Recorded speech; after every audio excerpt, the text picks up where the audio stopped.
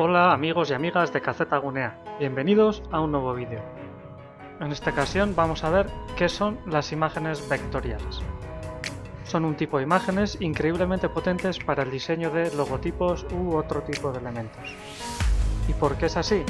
Pues porque este tipo de formatos son escalables, sin ninguna pérdida de calidad. Ya hablamos en su día de la existencia de formatos de imagen diferentes. Dentro de todos estos tipos, existen unos que serán específicos para este tipo de imágenes. Los más conocidos pueden ser AI, EPS o SVG. Las imágenes que vemos habitualmente, tanto en nuestro ordenador como en móviles o tablet, son de tipo mapa de bits. Suelen estar en formato JPG, PNG, GIF o incluso TIFF. En cualquier caso, cualquiera de estos tipos tiene una cantidad determinada de píxeles, cada uno de los cuales tiene un determinado color. El conjunto de cada uno de estos píxeles forma la imagen.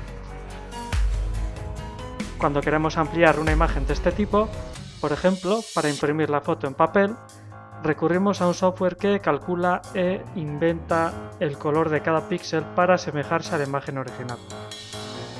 Si lo que queremos es reducir la imagen, no es un problema porque ya estamos reduciendo la calidad. Sin embargo, al ampliarla no nos interesa perder la calidad. Los softwares han mejorado mucho en los últimos años y la pérdida de calidad cada vez es menor, pero no es infalible. Para evitar la pérdida de calidad tenemos las imágenes vectoriales. Este tipo de imágenes están creadas por fórmulas matemáticas de manera que siempre podemos escalarlos sin ninguna pérdida de calidad.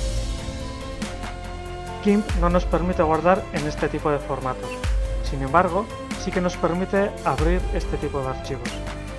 Al abrirlo, nos preguntará con qué dimensiones queremos abrirlo. De esta manera, podremos incorporarlo al diseño de nuestros trabajos.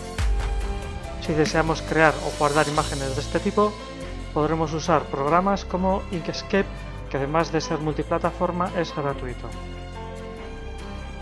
Bien, pues esto ha sido todo. Esperemos que el vídeo os sirva de ayuda. Hasta la próxima.